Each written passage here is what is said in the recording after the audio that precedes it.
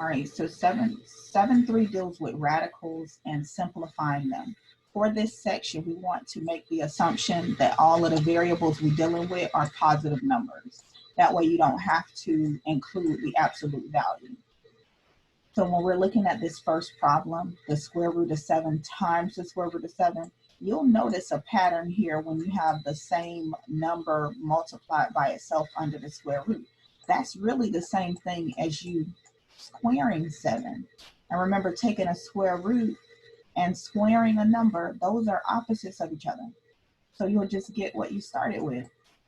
So 7 times 7 underneath that square root gives you 49. And the square root of 49 is 7.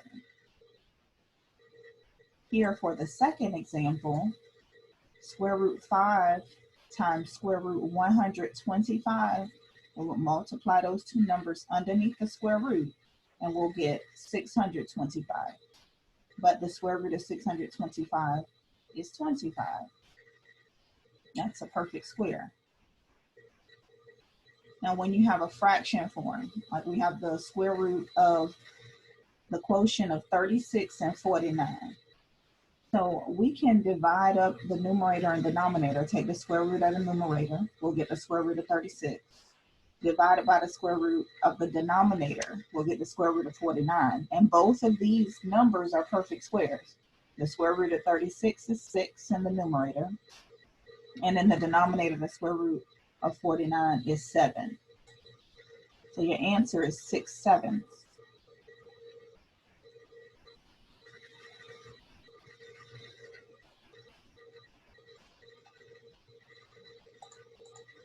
Now, when we're dealing with two fractions underneath the square root, we still follow those same steps that we did before. So our two numerators, 3 times 27 will give us the square root of 81. And the denominators, 5 times 125 will give us 625. Now, both of these terms can be broken up. So our numerator would be the square root of 81 and the denominator the square root of 625, which can both be simplified further. So in our numerator, the square root of 81 is 9. And in the denominator, the square root of 625 is 25. So this is our answer.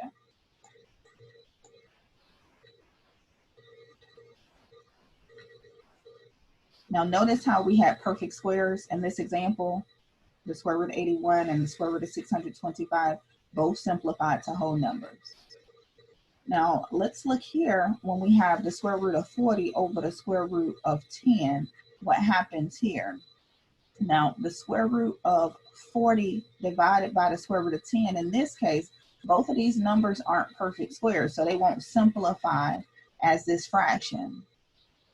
However, these two terms were separated, we can join them together. We can also move in the opposite direction, because if we write 40 over 10 and put it underneath one square root symbol, 40 divided by 10 gives us 4, and we know that 4 is a perfect square. So we could simplify that to get 2.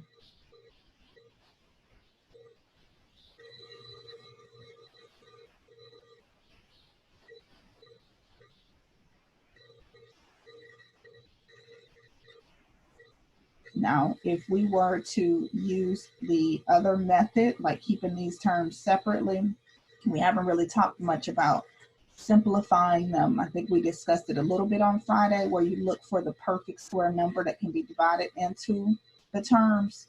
So in this case, 40, we could rewrite that numerator as 4 times 10. In the denominator, we don't have any perfect square numbers that can be divided into 10. 5, 2, those, and 10 itself, those aren't perfect squares, so we would leave it as square root 10.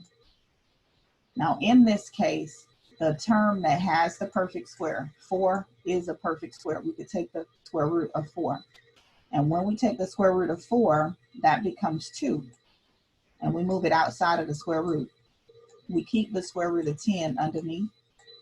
And in the denominator, we have the square root 10. Both of those square root 10s can cancel out. So even if you were to use the other method, you should still wind up with the same answer of 2.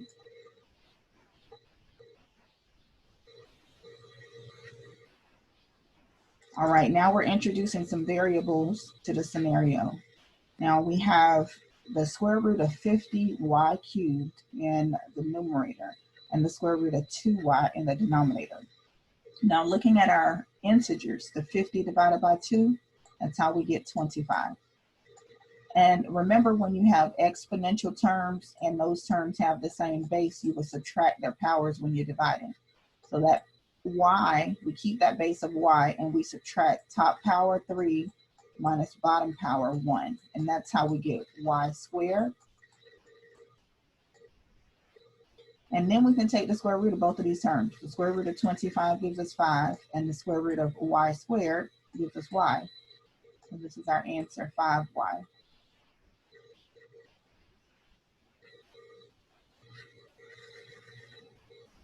For the next example, we have the square root of 16y to the 6th power.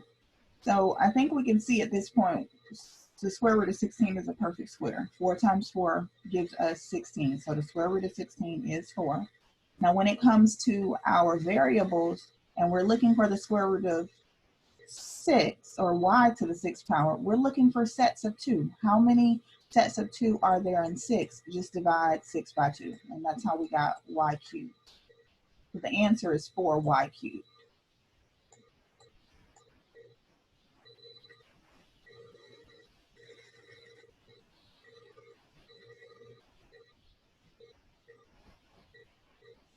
All right, in this next example, we're going to have to simplify it a little bit more because 72 is not a perfect square number. So if we plug in the square root of 72 into our calculator, we'll get a decimal. That lets us know that we want to simplify by finding the largest perfect square number, in this case is 36, that we can divide into 72. Now remember, when I'm saying perfect square numbers, we're looking for numbers like 4, because 2 times 2 gives us 4, 9, because 3 times 3 gives us 9, 16, 4 times 4 gives us 16. So this list of numbers, these perfect square numbers, we want to see what's the largest one that can be divided into 72, and it's 36. Now we write that product, 36 times what gives us 72, and it's 2. So we're changing that format from 72 using our factors that includes the perfect square. So 36 times 2, we can calculate the square root of 36.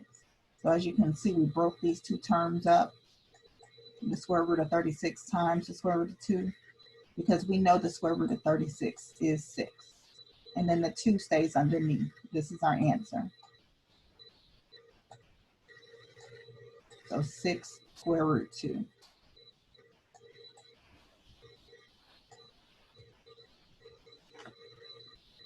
Now, how do we deal with these problems when we have a root that's higher than 2? We have the cubed root this time of 81.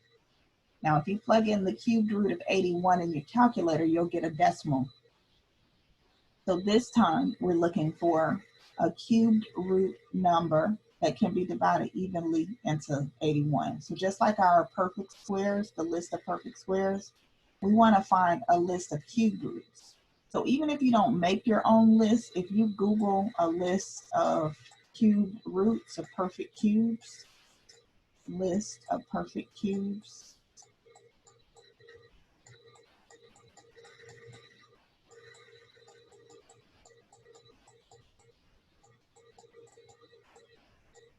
a list of perfect squares, then you will have a list of these numbers that you can refer to determine what's the largest number that can be divided into 81. Because it'll be pretty time consuming for you to go through and cube all of these numbers and create your own list. Like 2 cubed would give us 8, 3 cubed gives us 27. So that list starts to get pretty high quickly. But 27 is the largest perfect cube that can be divided into 81. And it's 27 times 3 that gives you 81. Now, the cube root of 27 is 3, and we keep the 3 underneath the cube root.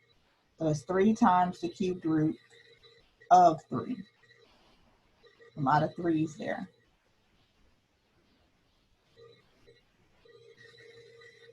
And then this next example, we have a fourth root. So we're asking for the fourth root of 64. Once again, if you plug in the square root of 64, you'll see you have a decimal. That means you want to simplify it using the largest perfect fourth that you can divide into 64. And that number is 16. 16 times 4 is what gives us 64. Now, 2 raised to the fourth power is what gives us 16. So when we take the fourth root of 16, we'll get 2. And the 4 that's underneath the fourth root, that stays underneath. So we have 2 times the fourth root of 4 as our answer. The fourth root of 4. So let's not get that confused with the square root.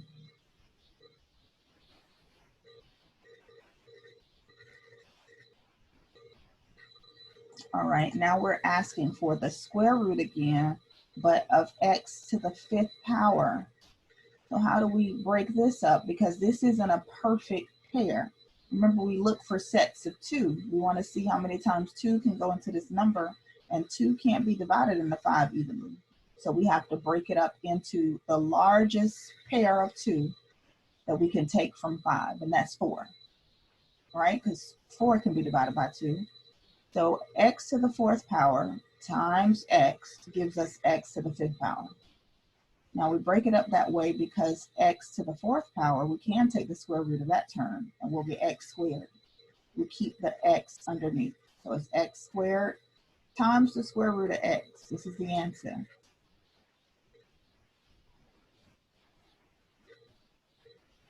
Now remember, we look for the largest product of 2 that could be divided or used to divide up 5, and it's 4 and 1. For this next example, we're looking for sets of 3. So among x to the 7th power, we want the largest term that we can remove. We want to break this up into two factors, and it's x to the 6th power, because 3 can be divided evenly into 6, but not 7. So we break it up into 2 terms, 2 factors, x to the 6th power times x by itself, or we can look at that as being x to the 1st power. Now we divide these 2 terms up. We have the cubed root of our first term, x to the 6th power, times the cubed root of the second term, x.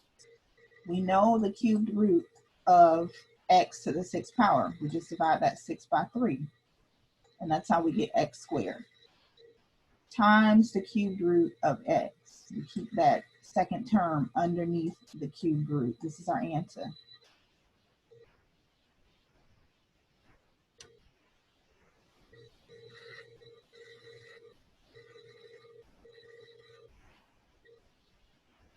All right, now we have a square root again, but not just one variable, we have 2.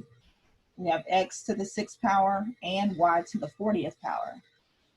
Now the square root of 25 is 5. And this x to the 6th power, we're looking to see how many sets of 2 there are. 6 divided by 2 gives us x cubed. And then the y term, 40 divided by 2, that becomes y to the 20th power. So this is the answer.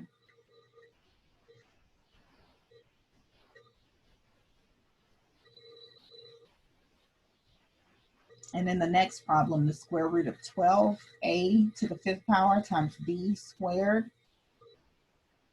Now this one we're going to have to do a little differently because the square root of 12 isn't a perfect square. However, we can divide 12 by 4, and 4 is a perfect square. So 4 times 3 is what gives us 12. We take the square root of 4 to get 2. And then our exponents, the a term, that's a to the 5th power, which isn't a pair of 2. It's not one of those factors that can be divided evenly by 2. So we break up the a term using a to the 4th power and a to the 1st power. A to the 4th power We can take the square root of a to the fourth power. We just divide 4 by 2 and we'll get a squared. And then our b squared term as well. We can take the square root of b squared. When we divide 2 by 2, we'll get b. So these terms on the right, the square root of 4a to the fourth times b squared, that gives us 2a squared b. And then underneath the square root, we keep 3a. So this is our answer.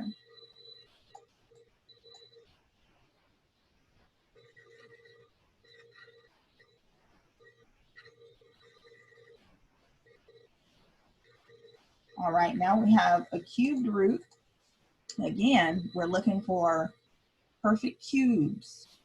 Now 27, if we calculate the cubed root of 27 in our calculators, we'll get 3. And each of these terms can be divided by their exponent, their powers can be divided by 3 evenly. So that's d to the 10th power, 30 divided by 3. E to the third power when we divide 9 by 3. And then 300 divided by 3 leaves us with f to the power of 100.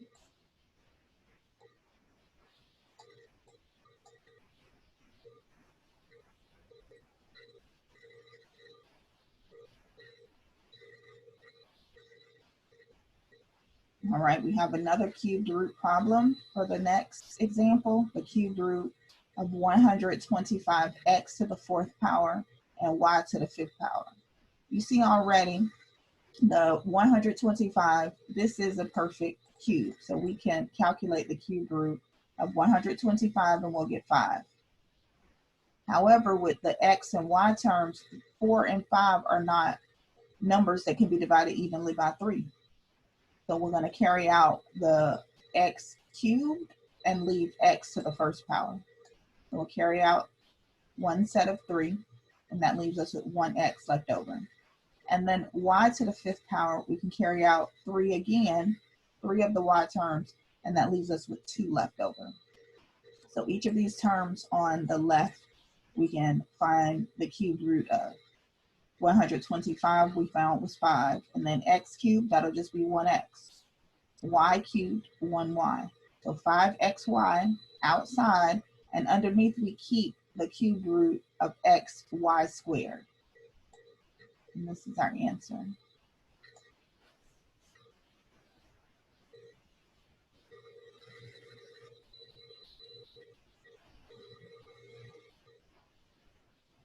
So that's the last example from section 7.3 notes. We'll stop here. Does anyone have any questions?